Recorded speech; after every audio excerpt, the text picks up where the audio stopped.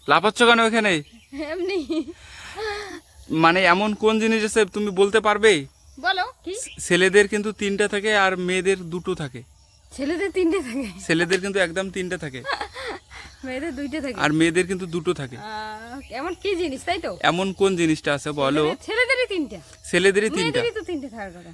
মেয়েদের 3টে থাকে? হ্যাঁ, আমি তো কোনোদিন দেখিনি। ছেলেদের 3টে, মেয়েদের 2টা। হ্যাঁ, ছেলেদের কিন্তু 3টা আর মেয়েদের 2টা। আর মেয়েদের কিন্তু 2টা। এমন কি জিনিস? একই সেম জিনিস তো? হ্যাঁ, এক্স্যাক্টলি।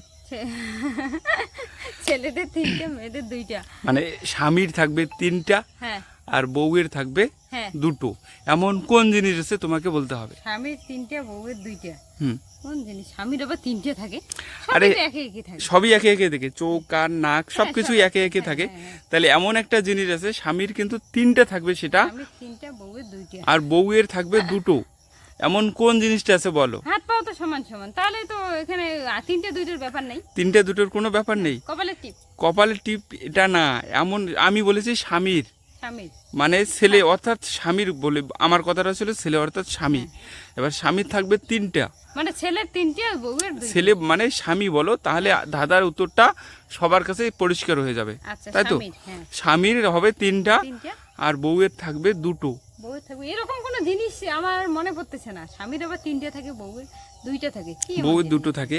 এমন কোন জিনিসটা ইউনিক এবং পজিটিভ? দাদার মধ্যেই উত্তর রয়েছে, ভালো করে চিন্তা করে বলো। স্বামীর 3টে, বউয়ের 2টা।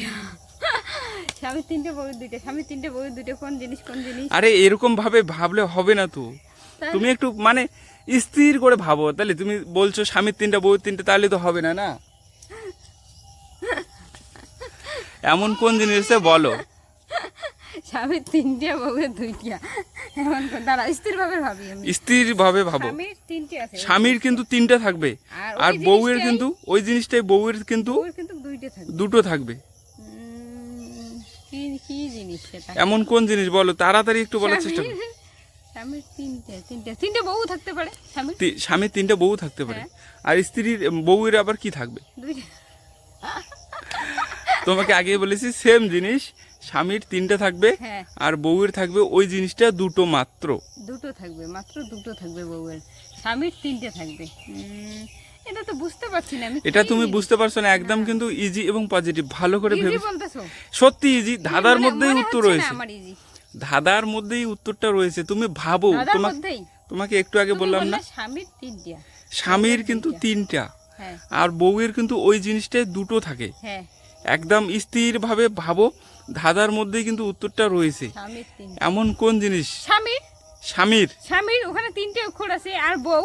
হ্যাঁ, বউ। বউ, বউ 2টা। একদমই সঠিক উত্তর, একদমই সঠিক উত্তর। আমি বলেছিলাম তার যে মানে এখানে উত্তরটা হলো ওয়ার্ডের খেলা না? ওয়ার্ডের খেলা, একদমই রাইট। স্বামীর মানে 3টে ওয়ার্ড, আর বউ বর হচ্ছে 2টে ওয়ার্ড, এখানে 3টে 2টা।